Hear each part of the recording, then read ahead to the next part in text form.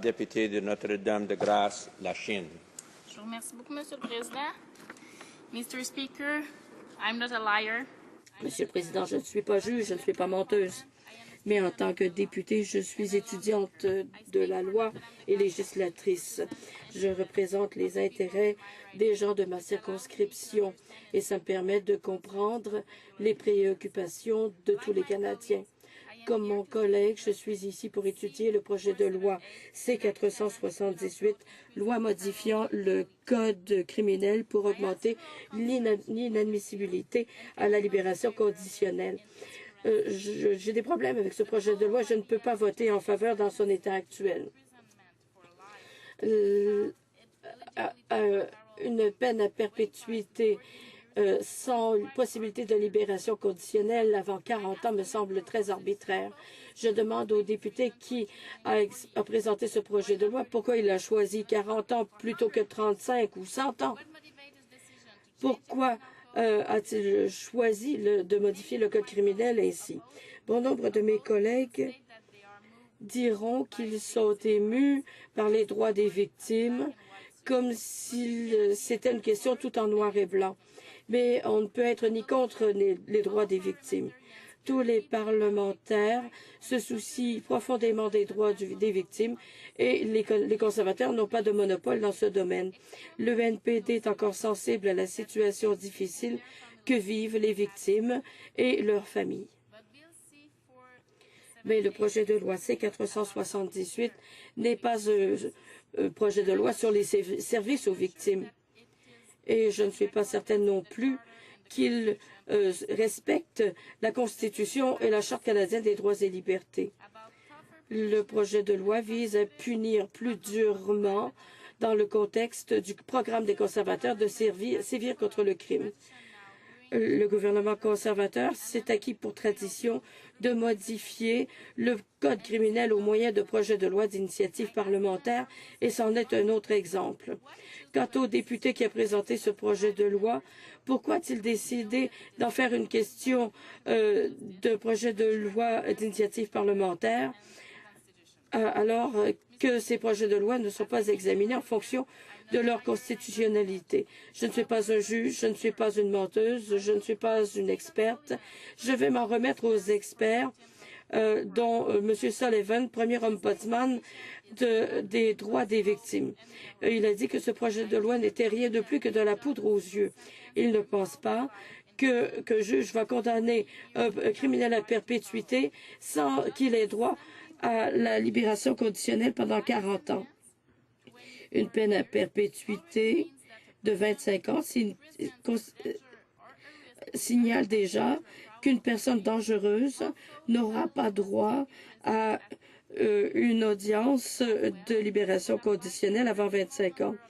Et en plus, cette mesure s'appliquera à un très petit nombre de criminels, ceux qui ont violé et tué leurs victimes. Ce sont des crimes plutôt rares et cette mesure ne sera utilisée peut-être qu'une fois ou deux au plus par année, mais ça ne changera rien pour la famille des victimes. Monsieur le Président, si la loi dans son état actuel est suffisante et qu'elle est appliquée de façon efficace par les juges, pourquoi le projet de loi nous est-il présenté si ce n'est pour des fins politiques? Deux autres experts qui se sont prononcés sur ce projet de loi-là et qui me portent à croire, comme parlementaire, que ce n'est pas un projet de loi qu'on doit appuyer. Donc, je voudrais citer Michael Spratt, le président de la Criminal Lawyers Association of Ontario.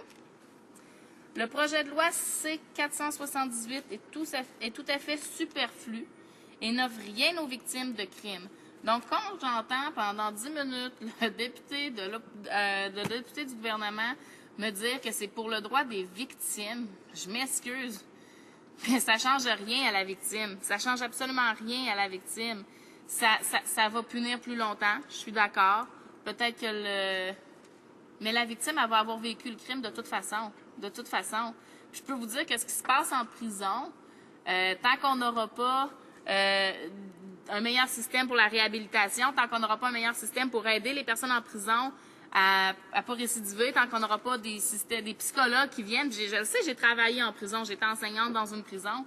Je peux vous dire que le système est tel qu'il est actuellement fera pas que c'est meilleur pour les victimes. Parce que ce qu'on va faire, c'est qu'on va emprisonner quelqu'un plus longtemps, on va attendre qu'il y ait des meilleurs trucs, parce qu'entre gangs en prison, ils se donnent tous les trucs, ils se disent un petit peu tout ce qu'ils ont fait, ils préparent des plans, souvent, parce qu'ils n'ont pas d'aide psychologique, ils n'ont pas rien d'autre à faire, puis finalement, on les remet dehors. Fait qu'on attend 15 ans de plus, ça va-tu vraiment changer de quoi?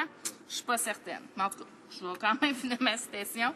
Donc, Michael Spratt qui dit que même si l'objectif du projet de loi est d'épargner les familles d'avoir à participer à des audiences de liberté conditionnelle, en vérité, il n'y a, dans le cas des meurtres au premier degré, aucune audience avant 25 ans. C'est plutôt dans le cas de meurtres au deuxième degré qu'il y a des audiences tous les 2 ans. En prolongeant la période de non-admissibilité à la liberté conditionnelle de 25 à 40 ans, et monsieur dit aussi pourquoi pas 100 ans rendu là, il y a d'énormes chances que l'on se bute à des défis constitutionnels ou que l'on contrevienne à la charte. Le résultat serait probablement que les gens ne plaideraient plus coupables et coinceraient le système judiciaire, en plus doter toute forme d'incitatif lié à l'espoir de réhabilitation. Puis l'espoir de réhabilitation, Monsieur le Président, c'est ce qui devrait être le plus présent en prison.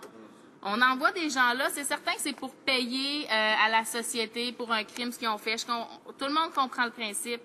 Mais ce qui est important dans le processus, c'est la réhabilitation. Puis le fait d'avoir quelqu'un 15 ans de plus dans la prison ne va pas faire de lui un meilleur citoyen lorsqu'il en sort. C'est là-dessus qu'on devrait focusser nos énergies. C'est ça qu'on devrait faire. Donc, je poursuis. L'impact pourrait être aussi disproportionné pour les tiers parties, comme les personnes qui se joignent à un gang et qui doivent participer à un rite d'initiation. Le projet de loi ne fait rien pour les victimes de crimes et leurs familles. Fin de la citation. Puis la dernière citation que je voulais mentionner, c'est l'Association du barreau canadien au sujet du projet de loi intitulé au sujet de ce projet de loi-là. Donc, enfin, la section de l'ABC n'est pas d'avis que les Canadiens et les Canadiennes seraient bien servis par un système qui verrait les condamnés passer tout le restant de leur vie derrière les barreaux sans jamais avoir l'espoir d'être libérés. Même les personnes qui sont condamnées pour homicide, le plus sérieux de tous les crimes, devraient pouvoir savoir qu'il existe une chance, si infime soit-elle, de bénéficier de la possibilité, une fois qu'elles auront purgé une importante partie de leur peine derrière les barreaux, d'être remises en liberté au sein de la collectivité et de jouer un rôle utile dans la société, dans la mesure où leur comportement durant leur emprisonnement aura été tel qu'elles méritent un tel privilège. Donc, je pense que tous les experts sont d'accord pour dire que ce qui est important, puis ce que je ressens dans ces textes-là, c'est ça, c'est que c'est important la réhabilitation. On parle de purger une peine.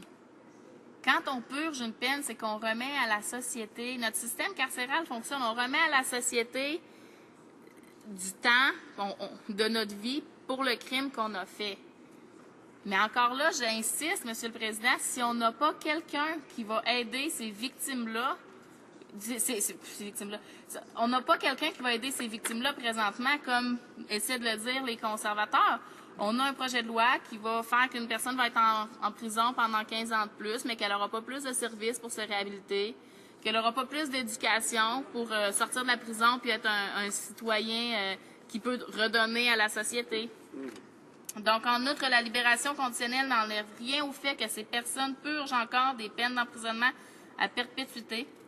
Dans le but de protéger la société, elles continueront à faire l'objet d'une surveillance appropriée et à être susceptibles de voir leur libération conditionnelle suspendue ou possiblement révoquée, même dans le cas d'une simple violation mineure ou même en prévision de toutes éventuelles violations.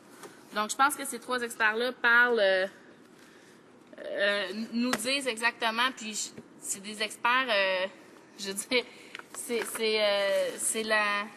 c'est le président de la Criminal Lawyers Association of Ontario, c'est le premier ombudsman pour les victimes de crimes, c'est l'Association du barreau canadien qui sont contre ce projet de loi-là. Je pense que c'est quand même des experts en qui on doit faire confiance. Donc, comme il ne me laisse pas beaucoup de temps, Monsieur le Président, je vais terminer en disant que, pour moi, je pense que le but du projet de loi, c'est 478, c'est même si selon le gouvernement, c'est d'appuyer les victimes d'actes criminels, ben lorsqu'on regarde sous la surface, ben c'est pas ça. Dans la jurisprudence, cela touche de très peu les criminels déjà condamnés à perpétuité, puis peu de familles vont en bénéficier. Puis encore une fois, je pense que les conservateurs, ils tentent de nous jeter de la poudre aux yeux, comme ils le font souvent, de présenter par un député d'arrière-ban en plus un projet de loi qui pourrait entrer en conflit avec la Charte canadienne des droits de la personne. Fait que pour toutes ces raisons-là, Monsieur le Président, je vais devoir m'opposer au projet de loi. J'espère que mes collègues de partout dans la Chambre feront la même chose. Merci beaucoup. Bravo.